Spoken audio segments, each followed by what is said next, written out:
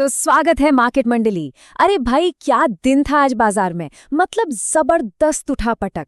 तो चलो फटाफट इस पूरी वॉलेटिलिटी का पोस्टमार्टम करते हैं, डीब्रीफ करते हैं कि हुआ क्या। तो मंडली एकदम सीधा सवाल आपसे, आज क्या हुआ? कैपिटल बचा पाए या फिर बाजार के इन जोरदार झटकों ने आपको भी सिस्टम से बाहर फेंक दिया? सच सच बताइएगा। नमस्ते। बिल्कुल, आज का दिन पूरी तरह से कंफ्यूजन वाला था। मतलब बाजार को खुद नहीं पता था कि उसे जाना कहाँ है। और ऐसे में ना ये समझना बहुत जरूरी हो जाता है कि इन चालों के पीछे डेटा क्या कहानी कह रहा है। सुबह सुबह तो लगा कि आज रॉकेट लॉन्च होने वाला है। निफ्टी और सेंसेक्स दोनों ने गैप अप ओपनिंग दी। सबको लगा चलो भाई नया हाई आ गया, लेकिन कुछ ही देर में ऐसी प्रॉफिट बुकिंग आई कि सारी तेजी हवा हो गई। और ये कंफ्यूजन का सबसे बड़ा सबूत है। ये डेटा देखिए, निफ्टी 50 में आज 25 शेयर बढ़त में थे और ठीक 25 शेयर गिरावट में। 50-50 ये बाजार के टोटल इंडिसिजन का एक क्लासिक साइन है। मतलब बुल्स और बेयर्स के बीच एक जबरदस्त रस्साकशी चल रही थी और कोई नहीं जीता। तो सवाल ये उठता है कि ये सब हुआ क्यों? चलिए अब इस वॉलेटिलिटी के क्यों को समझते हैं। देखते हैं कि प्रोफेशनल ट्रेडर्स की प्लेबुक में आज असल में चल क्या रहा था। आज जो हुआ ना, उसे टेक्निकल भाषा में कहते हैं विपसॉ।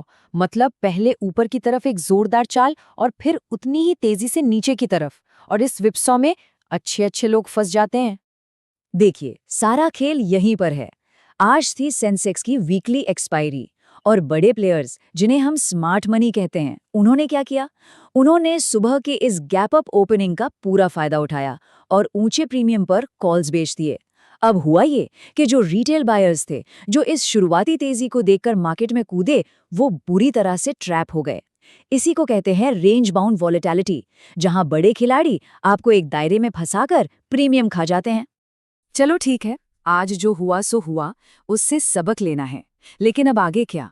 अब हम एनालिसिस से आगे बढ़कर कल यानी शुक्रवार 17 अप्रैल के लिए एक सीधा सा एक्शन प्लान बनाते हैं। शुक्रवार के लिए ये लेवल्स ध्यान से नोट कर लीजिए। निफ्टी के लिए नीचे की तरफ 24,100 एक बहुत बहुत क्रूशल सपोर्ट है, इसे टूटना नहीं चाहिए। और ऊपर 24,400 ये एक लक्ष्मण रेखा समझ लीजिए। ये एक बहुत बड़ा सप्लाई जोन है जहां कॉल राइटर्स हावी हैं। वहीं अगर सेंसेक्स की बात करें तो 77,650 एक मजबूत बेस का काम करेगा। और हाँ, एक बात और समझनी जरूरी है कि अगर निफ्टी 24,100 का ये अहम सपोर्ट लेवल तोड़ देता है तो फिर नीचे की तरफ 23,950 तक की एक तेज गिरावट भी देखने को मिल सकती है। तो इस लेवल पर पूरी तरह से अलर्ट रहना है।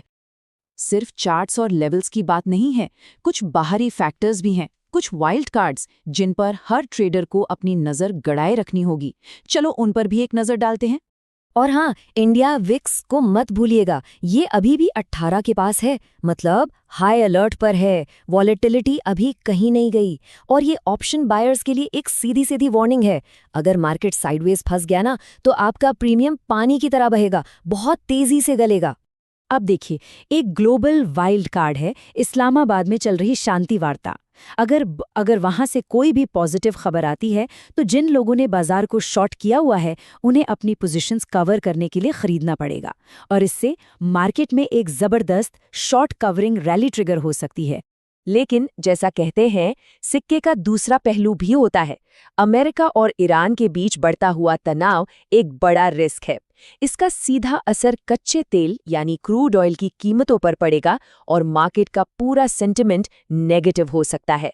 तो अब इस पूरे डीब्रीफ के आखिर में सबसे जरूरी बात पर आते हैं।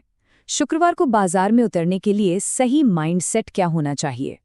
एक बात गांठ बांध लीजिए, फ्राइडे का दिन होता है अपने पूरे हफ्ते की कमाई को बचाने का, उसे घर ले जाने का। अगर इस हफ्ते लॉस हुआ है तो बदला लेने के लिए बाजार में मत कूदना। रिवेंज ट्रेडिंग सबसे बड़ा दुश्मन है। याद रखिए, कैपिटल है तो आप हैं। और हमेशा हमारा मंत्र याद रखिए, सीखो, समझो, कमाओ।